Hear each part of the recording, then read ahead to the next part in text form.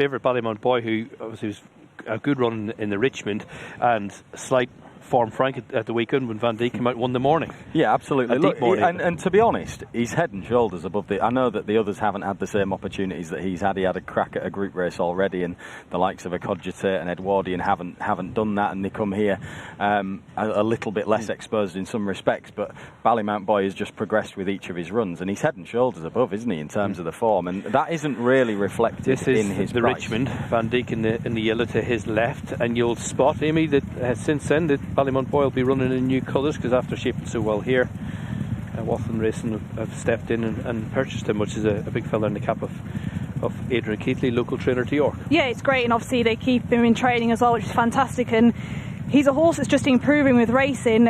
I think of the evidence is this was over the 6 furlongs. He just takes a while to get going, but his best work is late on. He's nowhere closer than at the finish line, so to me he looks like the step up to 7 furlongs is what he wants, and he's just a really progressive type moving forward. And like I said, he just hit a little bit of a splat foot that day. It was softer ground, obviously different conditions here tomorrow, but the way he finished his race off was pretty eye-catching. Like you said, the winners obviously franked the form massively. And just to pick up a little bit further on that, Niall, as well, that final furlong sectional time was 12.92 for Ballymount Boy. That was 0.25 of a second faster than Van Dijk through the final furlong. So it kind of indicates it was much faster than anything else in the field. You could see it visually, but very much backed up by the clock, that this is a horse that should be not only staying the 7th furlong trip, but he should be appreciating it and maybe improving. And it's worth pointing out, Amy, you've just done that about the ground. We mentioned about Kenny's Day and Ascot and Goodwood. A lot of horses are going to get on proper good in places as we speak here on Tuesday afternoon, but a largely dry forecast. Yeah, and Ballymount Boy's a horse that's going to have to come and replicate that form under quicker conditions. I got the impression when he won at Hamilton, he's a horse that he got plenty of cover that day, travelled well between horses and then quickened up really smartly. I think he'll be okay under these sorts of conditions. Edwardian, it was a maiden at Naas for Ballydoyle, but it was only over 5 furlongs. Again, he looks like he'll relish this. Well, he's not a 5 furlong horse, is he? He got away with the trip because of obviously having a superior ability to the opposition here. He gets outpaced at halfway and then stays on really strongly. Were you taken by this, Amy? Yeah, I mean, if you look at the size of him, he's absolutely huge, and the fact that he's won over 5 furlongs, I think, proves how much class he has. It's the way he does it this day. He takes obviously a while to get going, but this is where he really hits into top gear, and he quickens away impressively. He still looks a bit of a big baby to me, but looking at him here, he's absolutely dwarfing a few of these. So I think that stepping up in trip, he will absolutely relish it, and I think there'll be a lot of improvement yet to come. He held an entry in the gym crack, but decided to go for the 7th furlong. I think that might suit him well, actually. He's certainly bred to stay at least this far and probably a little bit further, and he should be really. I think in a gym crack he probably would have found that speed test a little bit too quick, and it's probably slightly better, deeper race than what the Acomb is in truth as well. Aidan O'Brien last won the Acomb in the year 2000. Wow. He's had a lot of horses that have tried subsequently, although his last runner in the race was in 2019, horse that finished second in 2019. So it's not a race that they've sort of targeted in the same way as some of the other juvenile group races over the years necessarily, and it isn't a race where you can safely say they haven't targeted their very best 2-year-olds at the Acomb over the years, and that's hence the record in it isn't so good as it is in most juvenile group races. Where Charlie Hills does target it, Nick's already alluded to his last 2 winners, including Phoenix of Spain last time out. Were you impressed with his horse at Newbury? Yeah, absolutely. I think, again, still looked quite green. Probably a bit of an improvement. I suppose the thing with him is that came over the 7 furlongs, so he's definitely proving at this trip, and this is what he wants. What wins it? I think Ballymount Boy, yeah. I think he's a good price, to be honest. A 2-1 is too big about him, given how far ahead of the others he is on the form book. Okay, agree? Yeah, I agree. I think the form that's being boosted is the best form on offer, and I think Edwardian will take a big step forward, stepping up in trip. Okay, Sky Bet apparently have got some offers on the Acomb. We'll hear from Michael Shinners in due course, but as they canter through the first group race tomorrow afternoon. Good to firm good in places. Gregor, he'll want every yard of her. He'd probably want to make it a test himself. Well, he's definitely a stayer, isn't he? Unbeaten in 3 starts. I thought he improved and relished the trip when he went up to the mile 6 in the Queen's Vase last time out, and he dropped back in distance. I think taking on maybe a slightly better quality of opponent than he did last time, and he's got the penalty to carry. So he's a short price, but I'd say that this is his toughest task so far, and he's going to have to carry on his progress and his development. You can see him here winning at Goodwood. It doesn't look for a long way like it's going to be as impressive as it is in the end. And this is a cocked hat. He was odds on to do this, but it didn't always look odds on. No, he didn't, and this was over 1 mile and 3, so it's sort of back. Obviously, he's got a furlong further than this tomorrow here at York, but it's back in distance, and when you consider how much of a stayer he looked here and the fact that he proved that with his win at Ascot, I think it does potentially make him vulnerable, and he's got that £3 penalty that he's picked up at Ascot as well. So short price in the market, a horse that's undoubtedly a good prospect, Niall, but I think he's priced up like he's already kind of been and achieved it, whereas his form wouldn't fit that, in my opinion. Yes, he's 3 from 3 and he's won at Royal Ascot, but I think this is a tougher race for him, and it might be a race that doesn't quite tap into his stamina enough for him, certainly for him to be the sort of short price that he is, in my opinion, anyway. Continues we haven't seen since Chasing Home King of Steel. That's a good run. It's a really good run, yeah, and I'd like the fact that we've not seen him since, really, because he's still a young horse, still entitled to be improving and maturing all the time, and they've given him that 2 months that might see him step forward again. So there's no King of Steel in tomorrow's field anyway, I'm pretty sure of that. So he's entitled to run very well. Castleway is really honest, likeable horse, and when he's challenged, I think there's always been a little bit more to give so far this year. That he looked like he might get beaten in the Bahrain Trophy. He did at various points through the final 2 furlongs. You're thinking he might be getting edged out here, but every time something got to him, there was a little bit more in the tank, and I really liked that performance from him last time out. He's willing, he's uncomplicated, and you know, he's not a superstar at the moment, but I think he's a horse that will appreciate this track. And there are 1 or 2 of them that I could see just having a little bit more pace than Gregory, potentially. That's going to say, it's Frankie Dettori's last year, but they're not going to give it to him. How the race will develop, I just think that he's going to have to make it a test, and if the other jockeys will all want to make it turn into a sprinter, have one go at him. Yeah, I think Frankie will end up setting the pace and himself winding it and up, trying to wind it up. It just whether he can get them, whether the horse has got enough ability really to get these good, smart 1.5 mile horses off the bridle. And I'm not sure. I certainly wouldn't be a player at short prices anyway. I think last time I looked, he was around the 5 to 4, 11 to 8 mark, that sort of thing. He's edged out a little bit from the initial prices, but I would have a reluctance to be with him at a short price in what I think really is an open race, to be honest. I think even a Canberra Legend, Artistic Star they've got chances at big prices. They're pretty good horses against Gregory, and I think he's probably going to have to be a better horse than I think he is over like all round to be justifying that, because I think he's a horse who is going to appreciate going 2 miles and maybe even further than that next season. So he's going to have to just be a really talented horse, I think, to overcome the penalty in the 1.5 mile tomorrow. Continuous, is he the one you?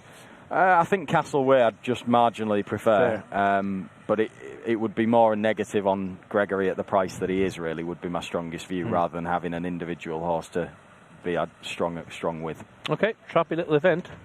Do so. Showed last time out in the Sussex, he can make the running. Nashua, the filly, she might be interested to see how she's ridden.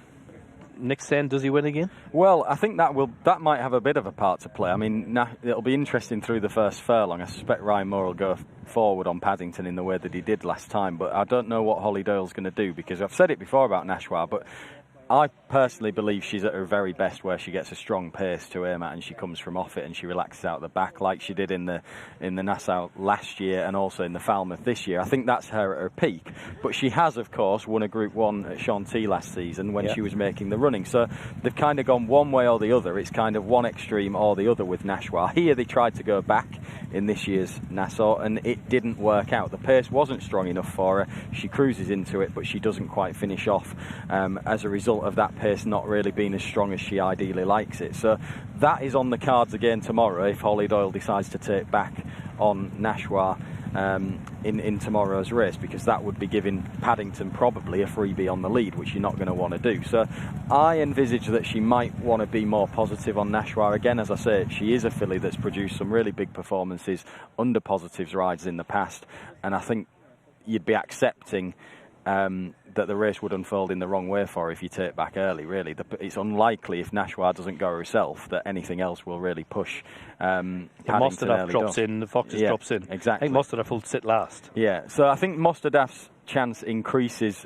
if stable companion. If Nashwa pushes forward, and I think Nashwa's chance increases if Nashwa pushes forward as well.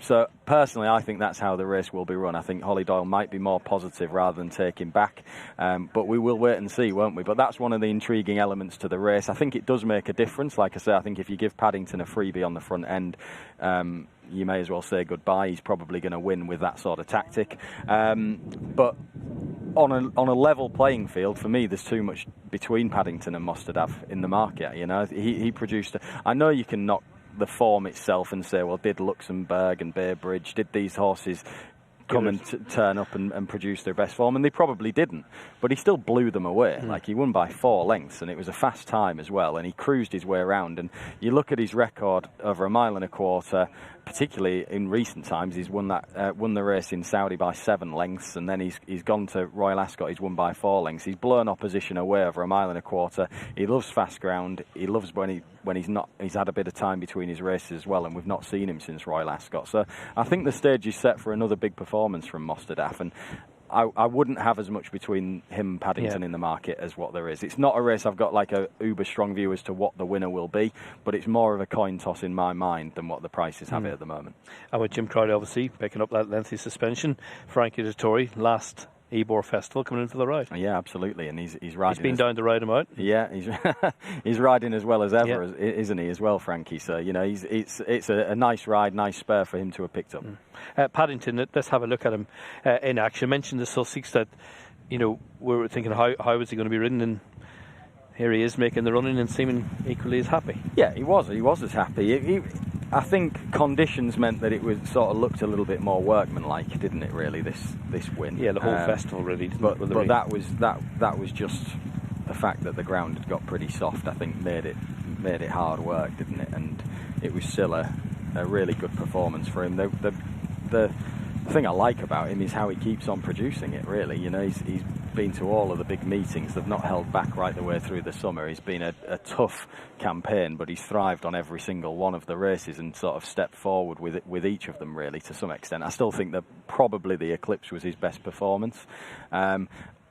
He's unlike Mostadaf. He's sort of by contrast in that he's had all of those races. He's been to Ascot, he's been to Sandown, he's been to Goodwood. Now he's got to come here and do it again, whereas Mostadaf has been waiting in the wings and targeted specifically at this race. So there might come a point with Paddington, you don't know, where it's one run too many, and it could be that race on pretty soft ground at Goodwood has just knocked a few spots off him that might leave him vulnerable as well. So there's that to consider. I also think that there is a chance that Mostadaf is a better horse than anything that he's run against so far. So it might be a tougher ask for Paddington. But for now, he's not a superstar, but he might well be after tomorrow's race. The Foxes won at Dante, 5th in the Derby, went to Belmont to finish 2nd. Is he good enough? He's a good horse, but I don't think he's on the level that the other 3 are, really. You know, as yet he hasn't really proven himself a bona fide Group 1 horse, whereas all of the others have. So I'm listening to you. Well, I think Mostadaf's a bet. I do actually think he is a bet at the price. It's a coin toss. It's a coin toss. I'd have Nashwa a little bit shorter.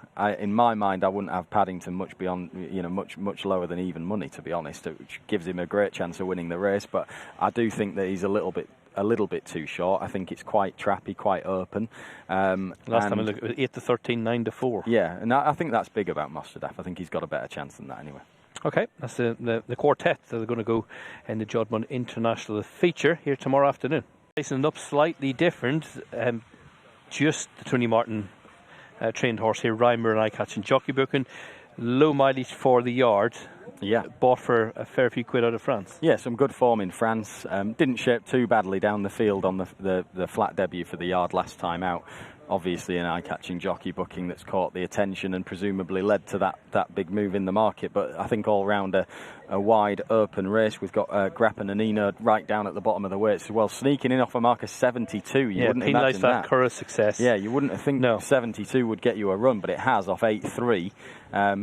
He's an improver who's going to appreciate this sort of test of stamina, I think. But plenty with chances. We can have a look at Robert Johnson, I think, and Tronador, who ran that Goodwood race together. Yeah, me and you obviously on the Northern Circuit we see Robert Johnson weekly nearly, and at the start of the year I think he won a 0-50 classified. It took a long time to break his maiden. He said he was going to be vying for favouritism for an Ebor handicap.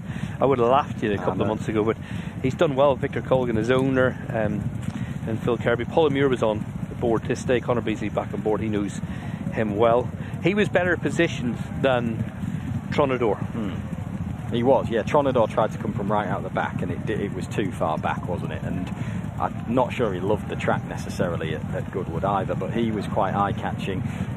Robert Johnson, thorough stayer. Yeah. It's cutting back in trip now. Obviously, he's got loads of form over 2 miles, but he did seem to appreciate that 2.5 at Goodwood. So I think the more extreme the stamina test is for Robert Johnson, the better. I'm just slightly worried with the drying conditions that we've got as well, whether it might just be in this sort of company, very competitive up to race. Marks in the low 80s, 83. Yeah. He might just find it a little bit too much, but he's had a tremendous season already, hasn't he? I'd give Halifon a good chance in here. Certainly each way. He's a previous course winner here at York. He was right back to form last time out at Yarmouth, where he finished second. He's just taken a while to come to hand so far this year, but once he found his form last year, he recorded back-to-back wins in pretty competitive races as well, and his last win last year was off a higher rating than he's off now, and like I say, he was right back to form last time, something like his best with that Yarmouth second on his most recent start. So Halifon, previous course winner, well handicapped. I do think he's got a solid each-way chance. Will be a popular winner. Paul Hannigan on board for trainer in Williams. Forte Orta, we heard from Amy, runs the track well, but we know plenty about him. Yeah, we do. The handicapper does. Yeah, this is certainly the place where he's produced loads of good performances in big handicaps, hasn't he, over the years, Forza Orta around here. But loads of them with chances, Niall, to be honest. It's genuinely really competitive. 5-2 on the field is exactly where you'd have it. You should mention Aztec Empire, because that run last time out, come Saturday evening, it might look a very strong piece of form when he started at Newbury behind Sweet William. He was behind Sweet William, yeah, at Newbury, and Solent Getaway in there as well. You can pick him up middle of the picture there, just highlighted. Now, he's just starting to come off the bridle now, but to this point, he'd really tanked his way through the race. He'd probably over-travelled a little bit, to be honest, and Oisin Murphy gets back on him tomorrow. Oisin was the last jockey to win on Aztec Empire, and last couple of starts he has just been a little bit too free to finish off his races, gets well left behind by Sweet William here. Still a really good run. I wonder if he might be a slightly better. I know he's won over 2 miles and had loads of racing over 2 miles. I wonder if he might be slightly better over 1.6 miles, the way that he travels through his races. I'm not sure he's sort of a real thorough stayer, but if Murphy can get him switched off and deliver him quite late, then he's definitely got a chance. He goes through his races like a well-handicapped horse. La Pulga may well go forward. 1 or 2 runners in race for Charlie Johnson. He's also got the Max Vicani, normally sits in a little bit, but didn't see loads of pace in it. No, and there's a chance that La Pulga could end up with a good position through the race going forward early. Okay, let's a look at our Stain handicap tomorrow afternoon here at York.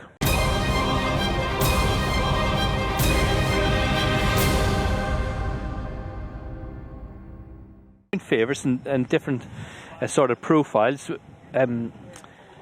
You've the couple of horses who ran well second and third in the Queen Mary, who maybe a bit more experienced compared to the Ballydoyle horse who I'll start with you, Martin, only won a maiden, got beaten a maiden, won a maiden.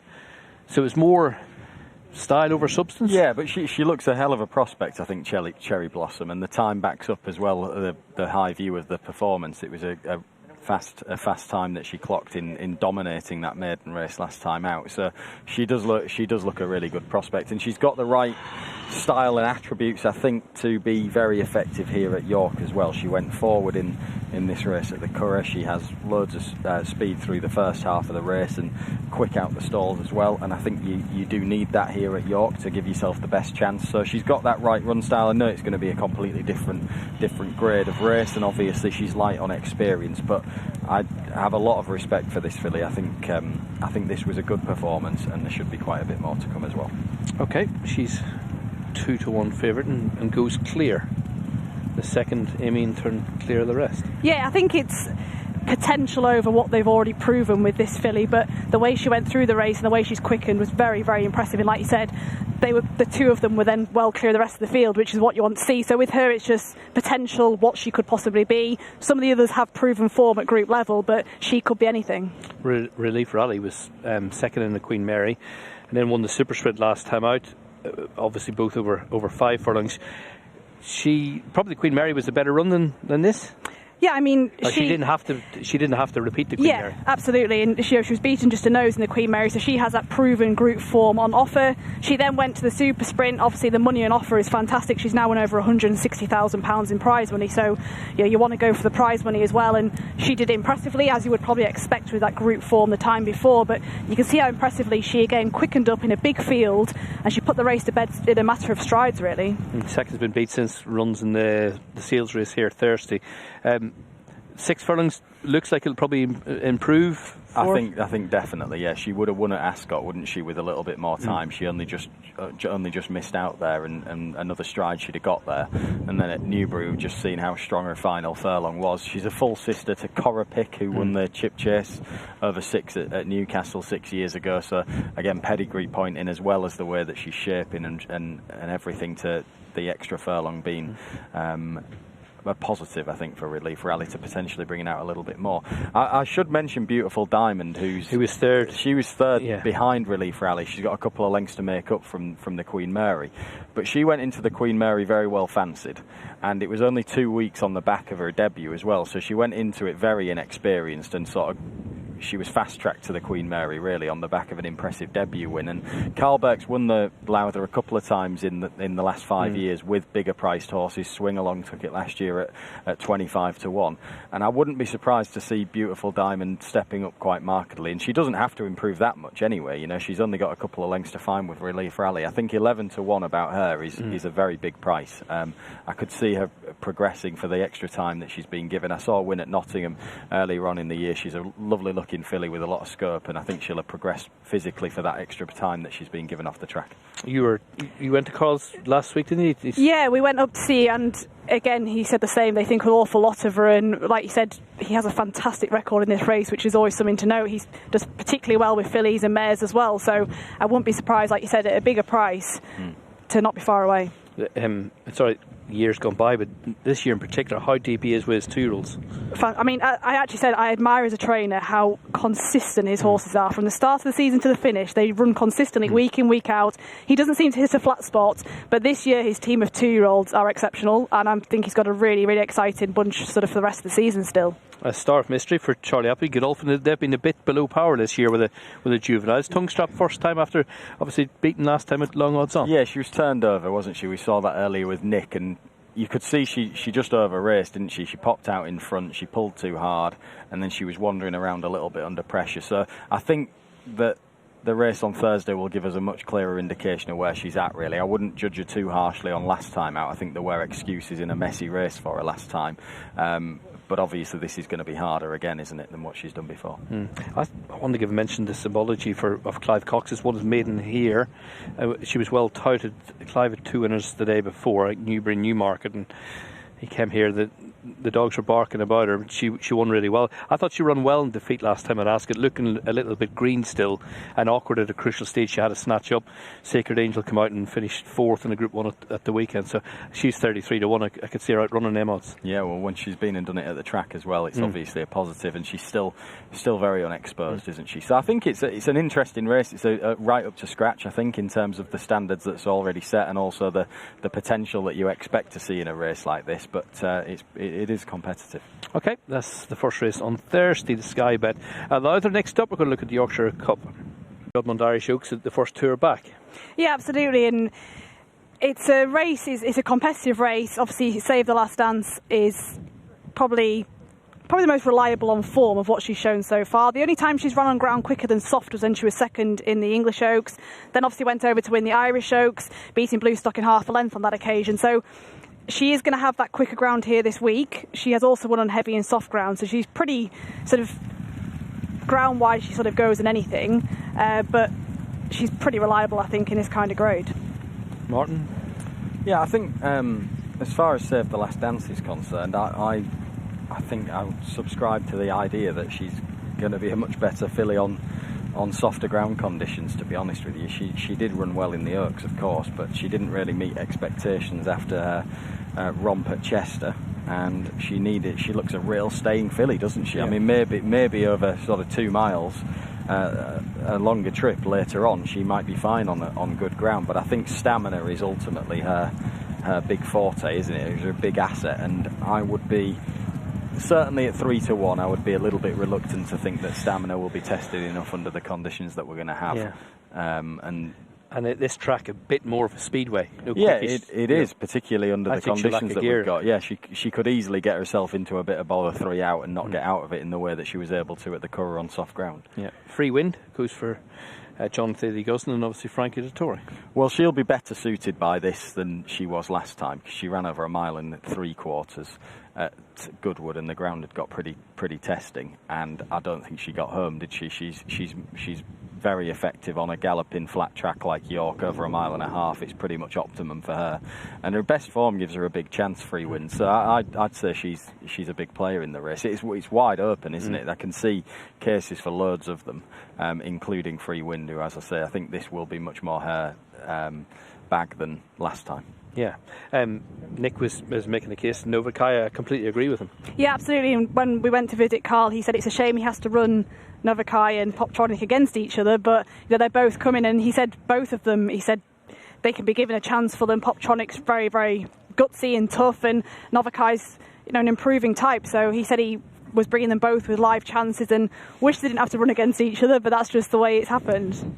Alice goes for Roger Varian, was good in the Nassau, and it's good that David Egan's getting the chance. Obviously Jim Crowley out and various jockeys are getting on, and with his band Dane O'Neill, we should mention again, Dane sat out with injury after that fall at Wolverhampton, but David Egan steps in for the ride on the Nassau winner. Yeah, I think she's sort of by contrast to the other filly that I was just talking about with Save the Last Dance and Free Wind. It's just whether you see her sort of tanking her way through this race over 1.25 miles where they've gone quite steady and then sprinted, and it's her first try over 1.5 miles in the Yorkshire Oaks. So there are 1.5 mile winners in the family. The mare has produced a good quality 1.5 mile horse, but this was a real speed test, and she won it by travelling and quickening and then showing a game attitude as she's got in the finish. But I just wonder whether there might be, in this company at least, 1 or 2 stronger stayers than what she is.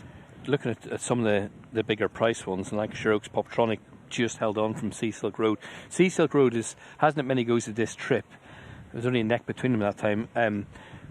It was her penultimate run. She'd won the Pinnacle, registered as the Leicester pick, and we spoke to obviously Leicester's daughter Maureen Haggis afterwards and said about that was the target, and she mentally, if she gets it together, she can go on a little bit. This will be a test for her across the Knavesmire. Yeah. She does get warm. This place will be an amphitheatre. I get all that, but if she is maturing the right way, I didn't think she'd be outside of the whole field. No, I mean, there are loads of them that you can make. Ross Carberry we've not even mentioned yet, have we, either? Who was second in the Curragh Cup, and she's a very experienced filly who will handle everything, and she usually produces her form, and her form that she shows regularly would give her an each-way chance, wouldn't it? So I think often we get quite a short-priced favourite in this race that sets a high bar, and you kind of expect them to go kick them into touch and get the job done.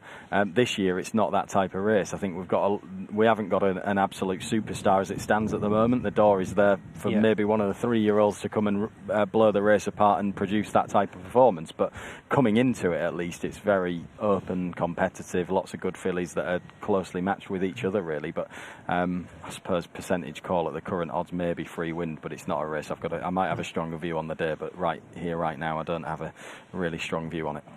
What sort of side of the fence or how you analyse that Goodwood race, but we saw him in the race 12 months ago, jumping and running, even at Goodwood last time out. He jumps, runs. They're obviously going to have to go with him on Friday. It's a difficult one, because if you push him harder early, you might be sacrificing your chance. In a different way to what you are if you sit off him early. So he's a difficult horse to read. He can obviously sustain a strong gallop like not many horses can, really. This was 12 months ago, and you'll see this and then at Goodwood this time around.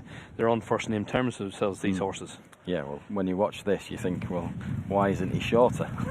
If you just watch this, because he completely annihilates them, and he's then gone to Goodwood, and he's done something very similar to. So why is Coltrane 5-2? Why is Quickthorn 11-4? I think it's because he doesn't always do this, does he, Quickthorn? It's not every single time. Like, if he was producing this calibre of performance every time, his rating would probably be even higher. He's done it last twice. He has, I know what you mean. And maybe he should be shorter. I mean, it doesn't look like there's anything obvious to really go and take him on. And if something does take him on, like I say, perhaps they sacrifice themselves in doing so. So it makes it very difficult. But he's a really talented horse who, as I say, can sustain a pretty strong pace like not many staying horses can. And he has a great track record as well. How do you ride Coltrane, Courage Mon Ami, Elder of? What will jockeys be? Will they have more respect this time around? Well, this is the thing. People are saying, why did they let him do that? He's got such a high cruising speed that he then quickens off. Like you've just said, if you try and go with him early, you might have blown your chances by halfway, trying to keep up with that real stiff gallop the whole way. So it's a hard one. As a jockey, you can when you're sat on a horse in a race, you can see if you're going the right speed or if you're going too quick on one. The horses tell you underneath you, and it's a hard one because when he does blast off and gets that advantage early on, it's a lot of ground for the rest of them to try and make up. He has quite a unique running style, doesn't he, really, in terms of how hard he does go. And if you're one of those jockeys in behind, you might well, and lots of people maybe have criticised what they were doing on the day. But if they're then, with a benefit of hindsight, you go and park them right up the backside of Quickthorn and they finish tailed off because they've tried to run too hard too early, is the end result any better? So it is really difficult, and he is quite a unique horse with that hard going run style that he has and free going as he is. Let's pretend that you're happy to say that he got an easy time at Goodwood. What was the unlucky horse in the pack, if you like? Well, maybe Courage Mon Ami, he didn't settle in the pack, did he? He pulled a little bit too hard, and I don't think the race got to the bottom of him. So we've seen he's only had 5 career starts? Yeah, he's had a handful of starts. We saw how good and how quickly he got to such a high level with his win at Ascot. So I think he is better than he was able to show, whatever the reason at Goodwood. And on a more level playing field on a different day, I think maybe this track will suit him better as well, potentially, Courage Mon Ami. So I'd still have a lot of time for him. I think it'll be actually interesting after last time. I think it'd be interesting if anyone does actually try and go with him. Yeah. Someone might say the only way possibly to beat him is to maybe go and try and do that, especially after his Goodwood display. It'd be interesting if anyone does take a chance to do that.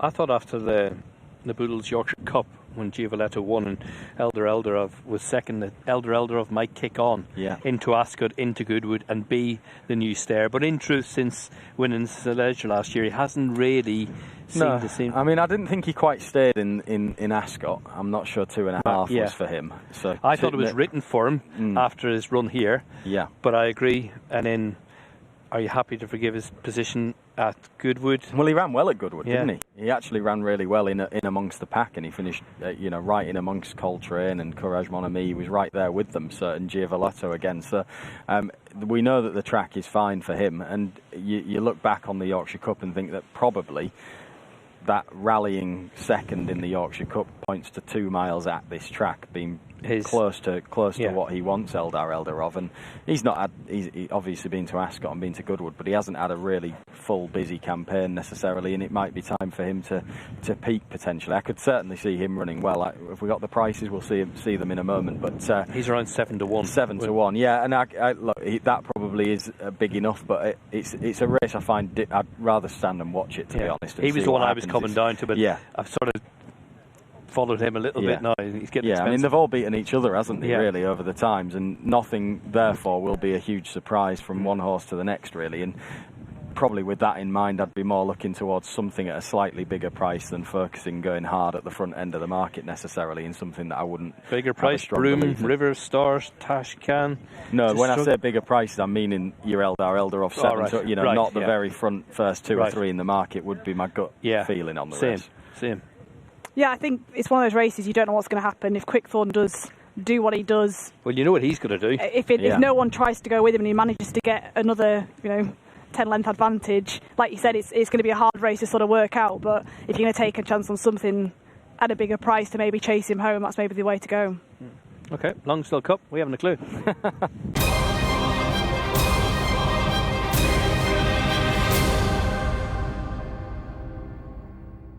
Goodwood last time, drawn, ground, and beaten by a potential very, very good horse. Yeah, I think there were excuses, and with a different run through the race, he might have gone very close to winning, to be honest, because he was drawn out, and then Ryan had to come across to the stands rail and therefore take back early, which put him in a position that he probably would have preferred to slot further forward. But in order to get across, he had to sort of sacrifice the ground early and sit back. So he ended up in a position probably that he didn't ideally want to be in, but it was better than the alternative, which was being stuck right out in the middle of the track where you definitely didn't want to be. So I think he gave him the best chance he could from the position that he ended up in on the day. And to be fair, he shaped like Goodwood's 5 furlongs certainly was a bit too sharp for him, even on that ground, in my opinion. I think, under different circumstances he could have gone closer, but I think he's ready for 6 furlongs, this horse, and he gets that granted on Friday. That was the Morecambe, the time before in the Dragon Stakes. How impressive to do what he done at Sandown. Very, and he actually came here for his debut, didn't he? And they really, really fancied him, and he got quite colty coming over, a bit wound up, and he finished third. He wasn't disgraced whatsoever. Obviously, coming back here. But it wasn't a talking horse that we were all exactly. waiting for. And then he obviously went again next time, got beat again, and then it just took him a few runs to get his head in front. He then went to Newcastle and absolutely bolted up. Then he went to Sandown and won the Dragon Stakes, again bolted up, and he just seems to have taken a few runs to sort of get going. Obviously, coming back here, you're hoping that he's now matured a bit, had a bit of racing, and will take the prelims a bit better than he did on his debut, but I'm sure he will, and he looks a really exciting prospect moving forward. And I know when we went to Cars last week, he thinks an awful lot of him.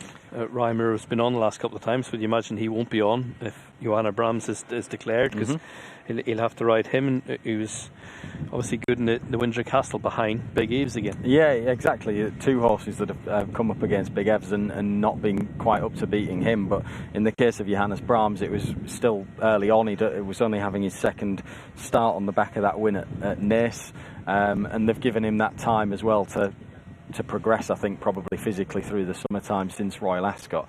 I think all things considered, it's a slightly light renewal of the gimcrack, to be honest. We might not be saying the same afterwards if something blows them away, but going into it on, you kind of I would expect to see something a little bit higher standard setting coming into the race. You've got Bahir third in, who's been beaten behind him at Goodwood last time as well. Yeah, so I mean, with that in mind, I'm happy to sort of look at slightly bigger priced horses. Maybe Action Point is one that I'd definitely give a chance to for Archie Watson. He was good at Newbury last time out, showed loads of speed straight out the gates, travelled really strongly up with the speed, and I think he's a horse with the right run style for this track at York. We'll see whether he can progress again, which he'll need to, but Action Point is one that I would give a chance to. Richard Hannon got 2. He's also got Hatim, who was good last time out in the Vintage. He was over 7, so coming back to a fast 6, and that I can see why they've thrown him in here, but he looked when he was running over 6, including at Royal Ascot in the Coventry, like he wanted to go 7, and since he's been over 7, he's been more comfortable with the pace of the races, and I don't know, 6 at York, I could see maybe catching him out. But I can see why they put him in here, because it does look a race where you throw your hat in the ring, to be honest. There's lots of them with that. Yes, they deserve to be there in the market, but equally you look at them and think, well, I don't mind having a pop at them, like Killian's and Johannes Brahms. They're not stars at the moment. No, and afterwards Richard Hannon said on Racing TV about he's not the easiest to predict. He's quite a quirky but very, very talented horse. So again, see how he takes to this place. Yeah, exactly. But I would worry about whether he'll reproduce it back over 6 furlongs. But one I'm looking forward to, bigger price, Emperor's Son, he won an ordinary race at Carlisle. He bolted up, absolutely bolted up, and then in the Coventry last time out, he raced up in the centre of the track. Wasn't beaten that far. We haven't seen him since, but I think this has been the plan for Richard Fahey, whose horses are in flying form. Yeah, this is the horse that beat Killian, isn't it? Yeah, first time out. When Killian was all the. So he's obviously been there and done it with the short price favourite before. Ascot, we didn't see the way the race panned out. He was up the middle and nothing around him got into it, and he done the best of them. these double figures. But I take your point at the minute, and you never know, to a few months down the line, something might come out and absolutely bolt up. Yeah. You're hoping so. Yeah, hopefully, and it's going to be a really competitive race and a strong betting heat, I think, this week. But action point at around 9-1 anyway would be where I would be looking at this moment in time. But it's not easy without the draw and everything like that. You know, you could take a different view on a race where you see exactly where the pace is and how the race is going to be. And how the track ride the first couple of days. Exactly, we'll have more evidence from the first couple of days, won't we? With the 6 furlong, the sprint on the sprint track where you may or may not want to be. All of these things can be factored in, and in all honesty, you're probably better sitting and waiting for the time being. But Action Point is a horse that I wouldn't be surprised to see him in the mix anyway, because I think he's got loads of speed. Action Point, I'll go Empress on you. Killing's just a horse I followed from day one when I saw him here, so I'd love to see him go on and fulfill the potential that he's thought to be capable of, and probably is. Okay, that is a look at El Basti Eckworld Jim Crack, and he won the race 12 months ago. He goes well on slowish ground, we know that. It could get too quick for him, couldn't it? Potentially, that's a possibility, and it would be a worry when you see those anti-purse prices. Yeah, beating a lot of the horses who are entered. Declaration morning will be Thursday. See if they all line up. But he's 13-8 to win. But I just thought if the rain does miss all week, it would be a slight question mark. I could see him getting a little bit bigger than 13-8. Yeah, and it's windy as well, isn't it, at the minute? So you'd imagine it's going to be drying out throughout the week. Obviously, it depends how much rain is forecast and how much does fall. Clearly he loves it here, back to form last time at Goodwood as well, so he's just a very likeable type, but like you said, he probably wouldn't want it to dry up too much more. Okay, Sacred is second in after a good run last time out, when Highfield Princess was third in the Jubilee. We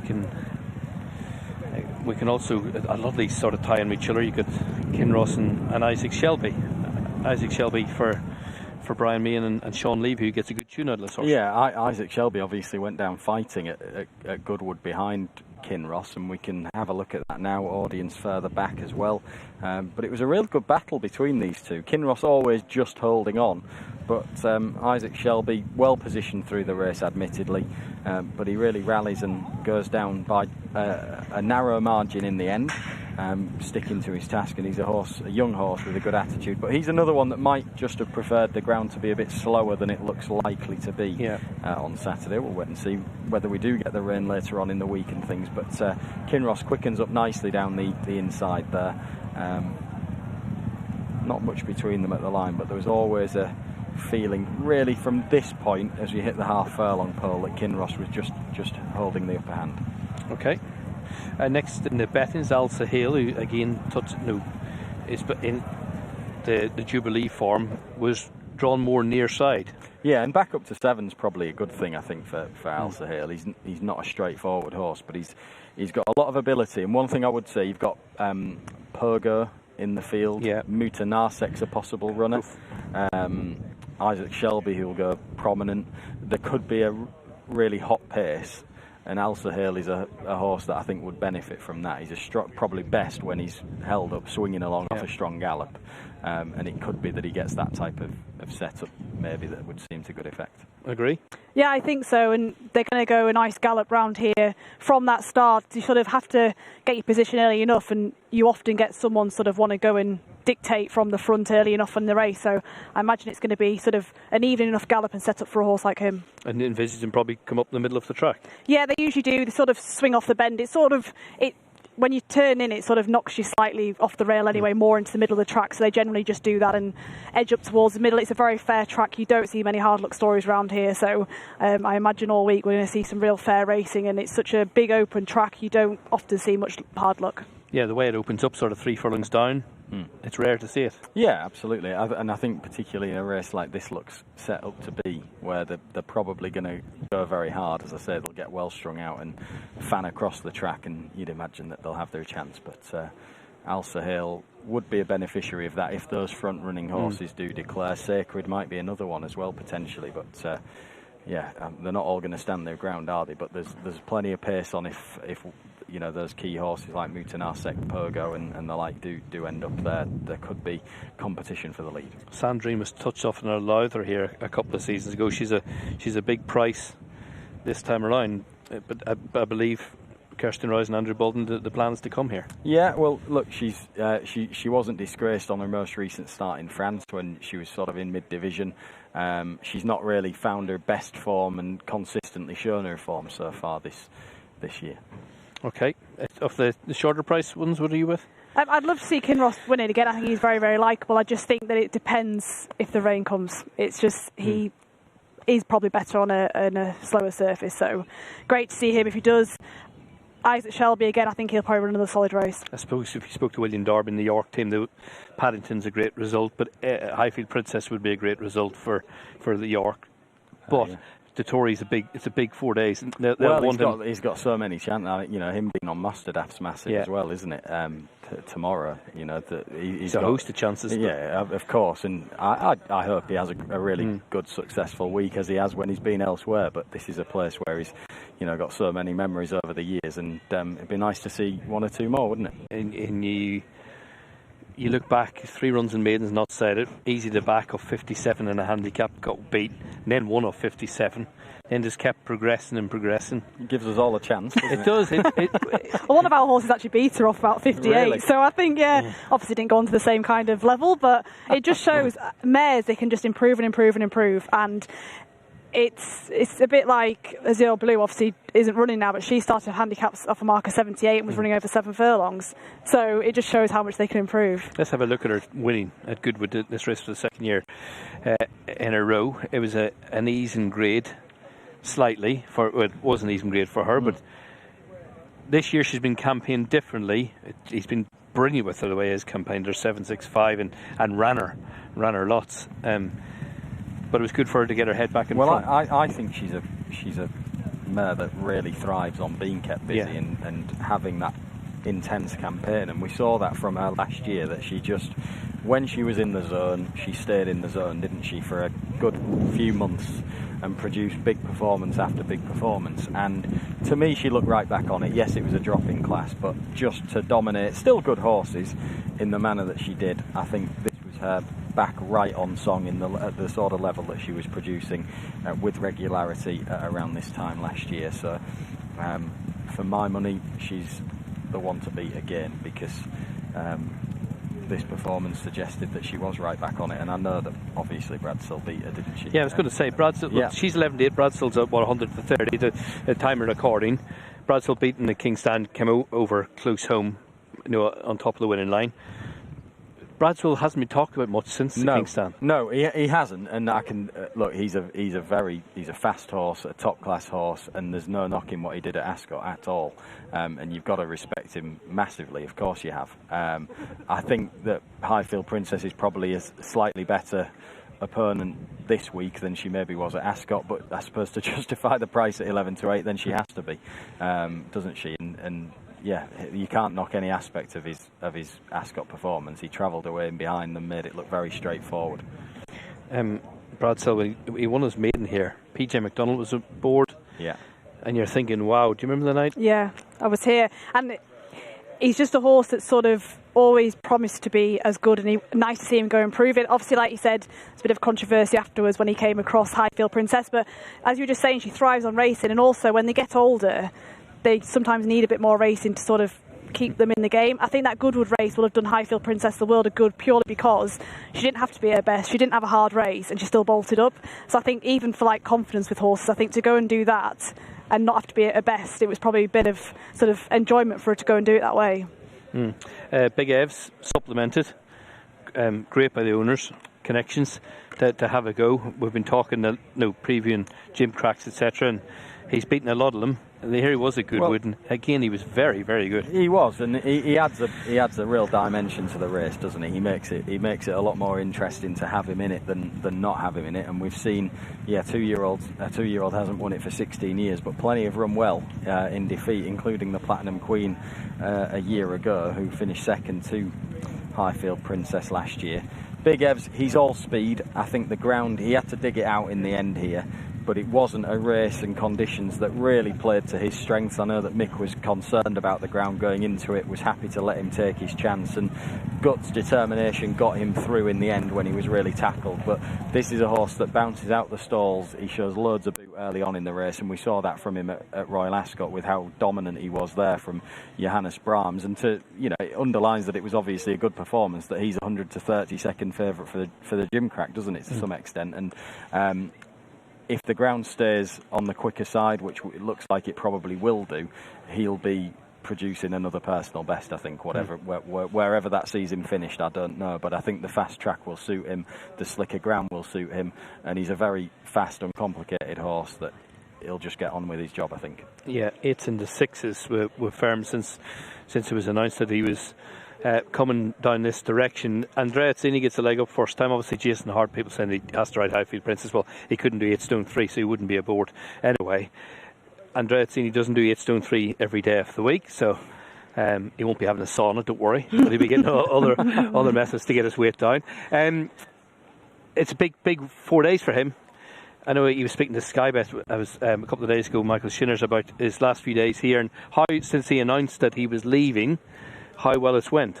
Yeah, absolutely. He's flying at the minute, and he's an exceptional jockey, and more importantly, a really nice guy, which I think sort of makes him sort of an all-round, you need to have personality along with being able to ride horses, but he's absolutely flying at the moment. Like you said, this wouldn't be a weight he does all the time, so that's a bit of a tip in itself, isn't he? And I mean, the weight the 2-year-olds get, I think it's always worth taking a chance, because you're getting over 1.5 stone. It's a lot of weight. 5 furlongs. I agree. I think his style of running as well. The track will really suit him, I think, because the forecast will suit him. He's just jump, go. He's got loads of gate speed, hasn't he? And he'll run well. I'm sure he'll run really well, and he'll justify the supplementation of him into the race. I think, as I say, I think he got away with the ground at Goodwood. I personally think he's a better horse than what Goodwood made him look. I know he won, but I think he had to dig it out under conditions that probably weren't optimum for him, and we see plenty of horses do that. But he wasn't as impressive for me at Goodwood as he had been at Ascot, for example, and I think we'll see more him back on that sort of form again on Friday on this track, as long as it stays dry. Yorkshire trainers have got a really good record. They've got Borderley Scott won it for the Boston family 3 times, Alpha Delphini for Brian Smart, Mecca's Angel won it twice, Winter Power won it for Tim Eastby. Ed Bethel's got regional, Carl Burke's got dramatised. Yeah, regional definitely wants it to stay quick as well. I mean, he was pulled out of the Roses Stakes here last month when it got a little bit too wet and conditions went against him. So he goes well fresh. He's a very fast horse. He's won here already this season, so the track's no problem. Obviously, in his case, it's another class. It's another step up in class, isn't it? But our horse Rarsel was behind regional at Haydock when he won the listed race earlier on in the season, and he went and finished 3rd, didn't he, again this year to Highfield Princess at Goodwood. So he's earned his place in a race like this, I think, regional, with the progress that he's made this season anyway. Dramatised? Yeah, she has form here, so that's always a positive. Obviously, running the Breeders' Cup last year was really, really solid. A really good reappearance run this year. And I think at Ascot, the ground and the draw were a little bit of an excuse. So again, when we went to Carl Burke's yard and had a word with him, he's hoping she's going to sort of bounce back here, and he thinks conditions and everything will suit. She's got loads and loads of speed as well, and obviously track form as well. Highfield Princess, a great story. You're with her? Look, I'm not rushing to back her at 11 to 8. I think she's the one to beat. I think she's the right favourite. I think, again, we'll get the draw and everything tomorrow morning. We'll learn a little bit more over the first couple of days, won't we? But as we stand here today, I think she's justifiably market leader. But there are a couple of horses in Bradsell and Big Evs that I can definitely see putting it right up to her. I think it's a fantastic race, and particularly with Big Evs going in there, I think that adds that extra dimension into it. The Platinum Queen, as you mentioned last year, I think it's great that 2-year-olds take them on. Big Evs for me at 6-1 was 8-1 into 6-1. I still think there might be juice in that price. Yeah, I agree with you. It's loads and loads of weight. Obviously, we'd love to see Highfield Princess do it. She's amazing, and I personally think that taking a chance with a 2-year-old getting so much weight, it's obviously, they're only 2-1s. Take your chance. Okay, let's look at the flagship race on Friday. It is the Coolmore Wooden Basset, Nunthorpe.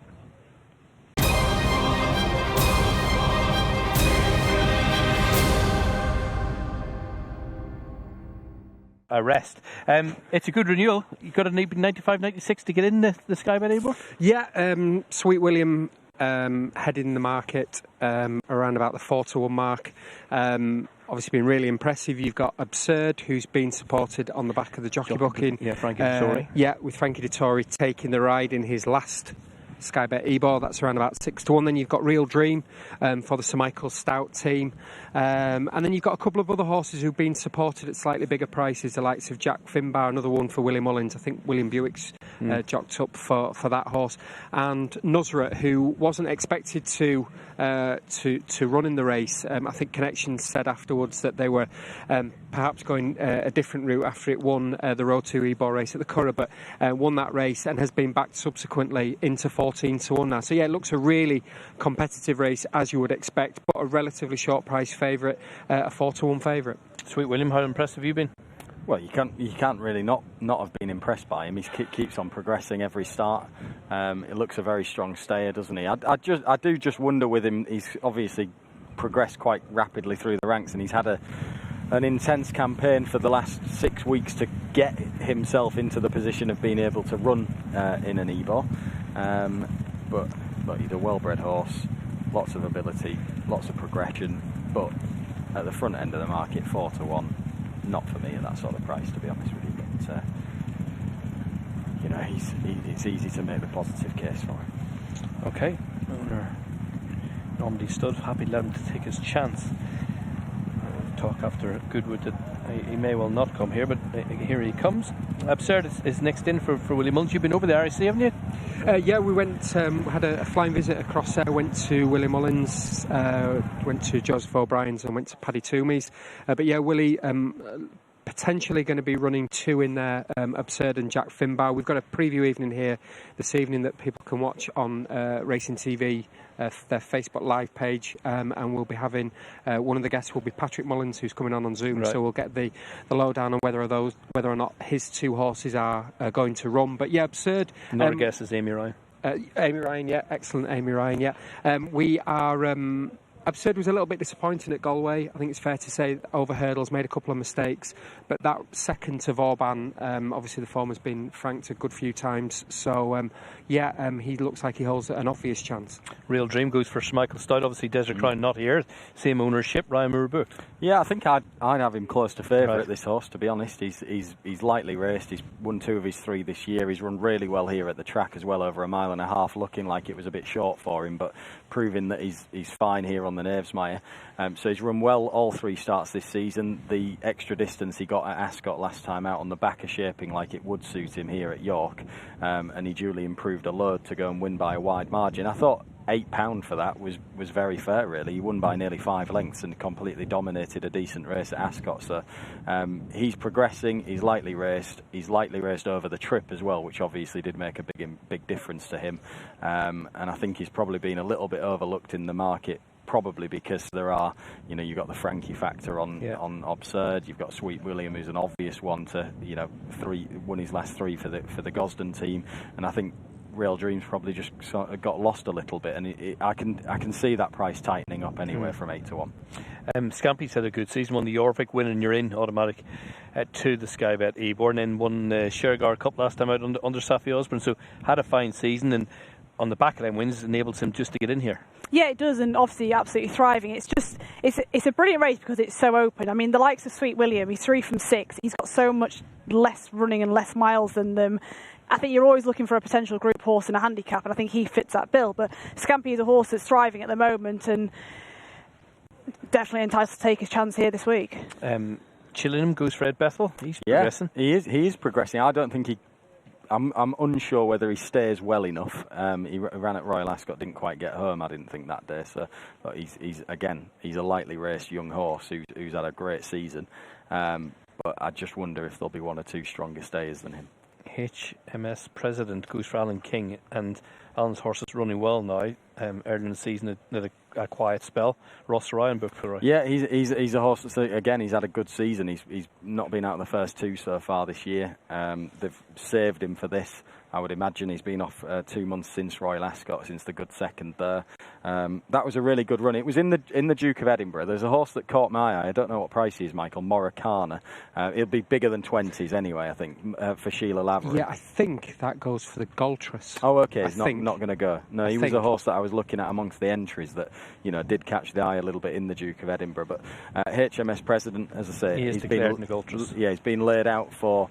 He's been laid out for the race, HMS President, it seems, after running here second at Ascot in June. Yep. Jack Finbar, you mentioned that run last time out over hurdles, but totally different discipline. I speak to Shark Hannon, he's hoping to get his filly in France. He believes that she's got a massive chance. She won over hurdles last time. Yeah, I mean, at the moment we're paying 6 places, Niall. So there's so many horses you can make. You can make a good claim for. Obviously, a full field of 22 we're hoping for.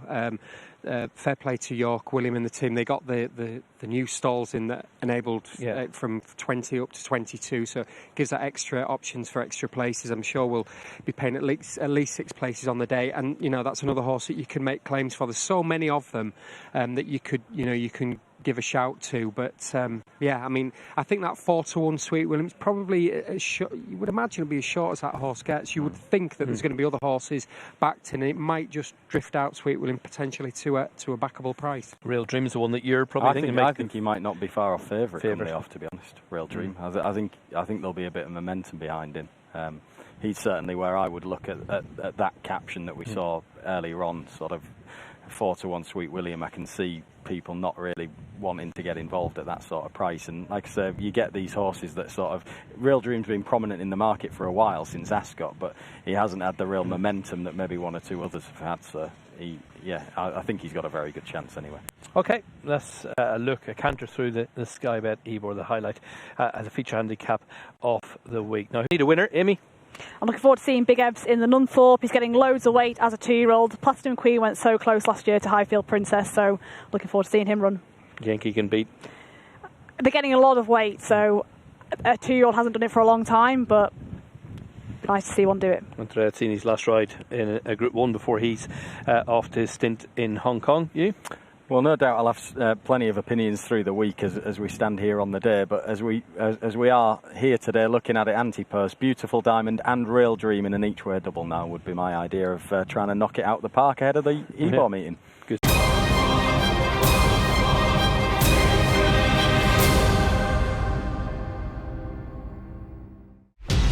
Watch live racing now on racingtv.com.